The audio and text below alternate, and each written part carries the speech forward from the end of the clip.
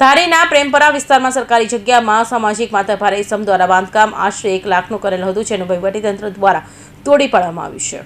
અમરેલીના ધારી પ્રેમપરા વિસ્તારમાં રહેતા સામાજિક તત્વો માથાભારે ઇસમ માવજીભાઈ પુનાભાઈ વાઘેલા, જેના પર ઉપર અલગ અલગ શહેરના વિરોધના મારામારી તેમજ પ્રોહિબિશનના કુલ 4 ગુના ધારી પોસ્ટે ખાતે નોંધાયેલા હોય તેમજ મજકૂર ઇસમ 2022ની સાલમાં પાસા હેઠળ અટકાયત કરવામાં આવેલા તેમજ તેમનું ધારી પ્રેમપરા વિસ્તારમાં સરકારી જગ્યા બાંધકામ કરેલ, જેની અંદાજિત કિંમત આશરે 1 લાખ હોય, જેના આજે વહીવટીતંત્ર સાથે સંકલન રહીને દબાણ દૂર કરવામાં આવેલ છે. આજરોજ ધારી તાલુકાના પ્રેમપરા વિસ્તારમાં આવેલ માવજીભાઈ પુનાભાઈ વાઘેલા નામના ઈસમ કે જેના વિરુદ્ધ શરીર સંબંધી ગુનાઓ તેમજ પ્રોહિબિશનના અનેક ગુનાઓ નોંધાયેલ છે તેમજ 2022માં પાસા હેઠળ પણ એની અટકાયત કરવામાં આવી છે.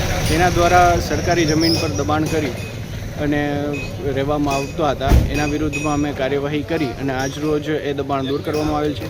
સાથે સાથે ધારીના લેનપરા વિસ્તારમાં આવેલ એક બાપા સીતારામનો ઓટો અને નવી વસાહતમાં પણ એવું એક ધાર્મિક દબાણ નોંધાવવામાં આવેલ છે, જેની સુપ્રીમ કોર્ટની ગાઈડલાઈન અનુસાર આજરોજ દૂર કરવામાં આવેલ છે.